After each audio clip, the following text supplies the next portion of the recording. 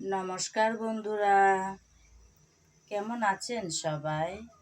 আশা করি সবাই ভালো আছেন, সুস্থ আছেন আর নিরাপদে আছেন। আমিও আছি মোটামুটি। প্রতিদিনের মতন আজকেও চলে আসলাম নতুন একটা রেসিপি সঙ্গে নিয়ে। আজকে আপনারা তো নিশ্চয়ই দেখে বুঝে গেলেন আমি কি রেসিপি নিয়ে আসলাম। হ্যাঁ বন্ধুরা, এই পেঁয়াজ কলি দিয়ে বানাবো আজকে মজাদার একটা রেসিপি। তাই কিছুটা নিলাম পেঁয়াজ কলি। শুরুতেই আমি পেঁয়াজ কলিগুলো কেটে ধুয়ে পরিষ্কার করে তারপর চলে আসবো আপনাদের মাঝে। ততক্ষণ আপনারা আমার সঙ্গে থাকুন। পেঁয়াজ কলি আমি কেটে ধুয়ে পরিষ্কার করে নিলাম। আমি এরকম একটু লম্বাটে করে কেটে নিয়েছি। এখন রেসিপিটা করার পালা। রেসিপিটা বানানোর জন্য চুলায় একটা প্যান বসিয়ে দিয়েছিলাম। প্যান গরম হয়ে গেল হালকা, তাতে দিয়ে দিলাম পরিমাণ মতো তেল। তেল হালকা গরম হয়ে আসছে। এখন সেই গরম তেলে আমি একটা তেজপাতা মাঝখানে চিড়ে 2 টুকরা করে দিয়ে দিলাম। এখন দেব 2-3টার মতন লাল শুকনা মরিচ। হালকা করে নেড়েচেড়ে নিলাম। এখন দিয়ে দিলাম রসুন কুচি। আমি কিন্তু আজকের রেসিপিটাতে পেঁয়াজ দেব না, কারণ আমি পেঁয়াজ কলি রান্না করব, তাই আপনারা চাইলে পেঁয়াজ দিলে দিতে পারেন, আমি কিন্তু দেব না। এখন দিচ্ছি 5 ফোড়ন। 5 ফোড়ন আর রসুন দিয়ে আবারও হালকা করে নেড়েচেড়ে নিচ্ছি।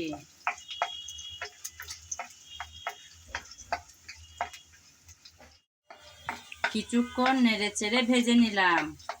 সুন্দর একটা সুগন্ধ ছড়াচ্ছে। আমি আজকের পেঁয়াজ কলি রেসিপির মধ্যে গাজর দেব, তাই কিছুটা পরিমাণ গাজর এরকম করে কেটে নিয়েছি। তারপর ফুলকপি দেব, সেজন্য কিছুটা পরিমাণ ফুলকপিও কেটে নিলাম। শুরুতে আমি গাজর দিয়ে দিলাম।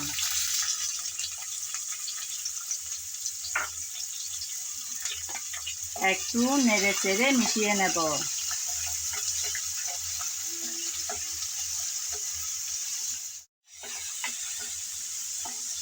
কিছুক্ষণ নেড়েচেড়ে মিশিয়ে নিলাম।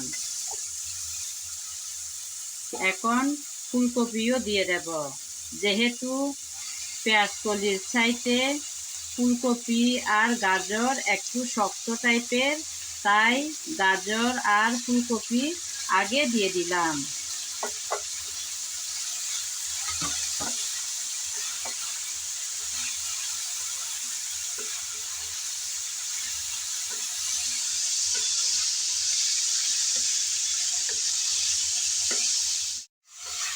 কিছুক্ষণ নেড়েচেড়ে মিশিয়ে নিলাম। এখন দিয়ে দেব হলুদ।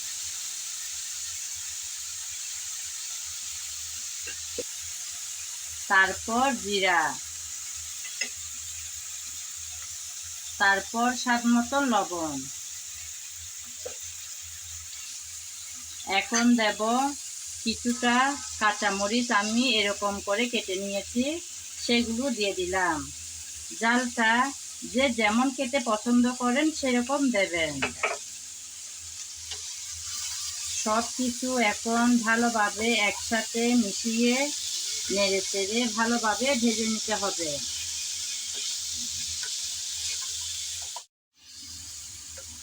কিছুক্ষণ যাবত নেড়েচেড়ে ভালোভাবে একটু ভেজে নিলাম। এখন কিছুক্ষণের জন্য ঢেকে রাখবো, যাতে সবজিগুলো একটু নরম হয়ে আসে।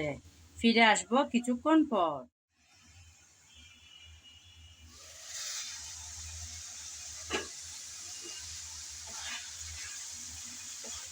কিছুক্ষণ ভাজার পর আমি ঢাকনা দিয়ে আবারও কিছুক্ষণ রেখে দিয়েছিলাম চুলার উপর। অনেকটাই কিন্তু নরম হয়ে আসছে সবজি। এখন দিয়ে দেব পেঁয়াজ কুচি।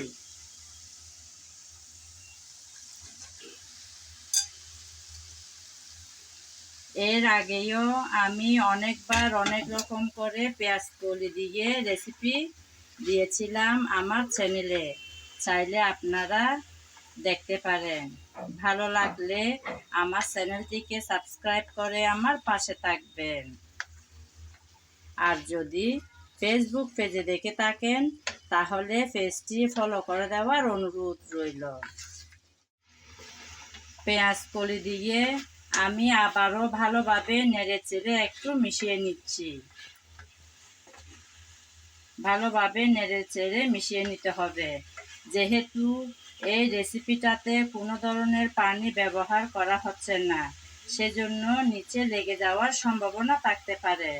তাই কিছুক্ষণ পর পর একটু নেড়েচেড়ে মিশিয়ে নিতে হবে। আমি ভালোভাবে মিশিয়ে নিলাম। এখন ঢাকনা দিয়ে আবারও কিছুক্ষণের জন্য বসিয়ে রাখবো। ডেকে দিলাম কিছুক্ষণের জন্য, ফিরে আসবো কিছুক্ষণ পর।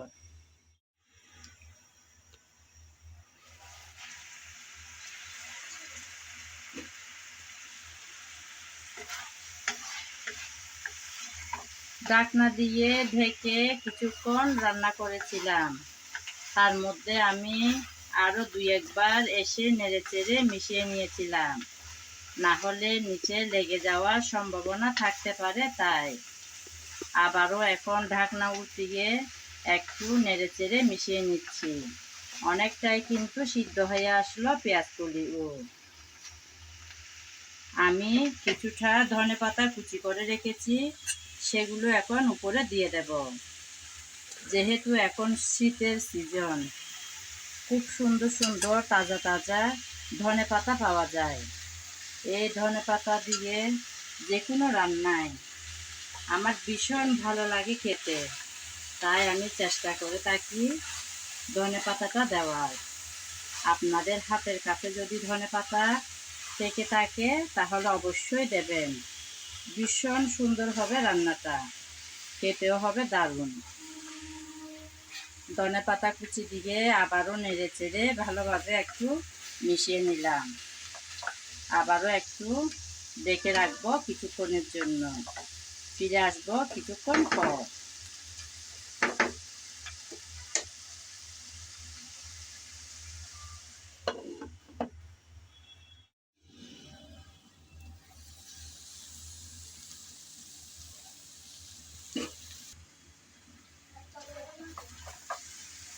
ধনেপাতা কুচি দিয়ে আবারও কিছুক্ষণ চুলায় বসিয়ে রেখে গিয়েছিলাম।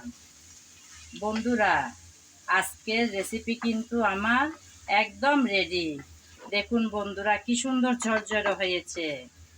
আমি কিন্তু এরকম ঝরঝরে অবস্থায় চুলা থেকে নামিয়ে নেব। আপনারা যদি এরকম পছন্দ না করেন তাহলে একটু কাঠি দিয়ে ভাঙা ভাঙাও করে দিতে পারেন, কিংবা আরও কিছুক্ষণ রাখতে পারেন। আমি কিন্তু এরকম অবস্থায় রাখবো। এই রেসিপিটা একটু ঝরঝরে হলে ভালো লাগে খেতে, তাই আমি এভাবেই করলাম। আমার আজকের ভিডিও যদি আপনাদের ভালো লেগে থাকে তাহলে আমার চ্যানেলটি সাবস্ক্রাইব করে আমার পাশে থাকবেন। আজ এ পর্যন্ত।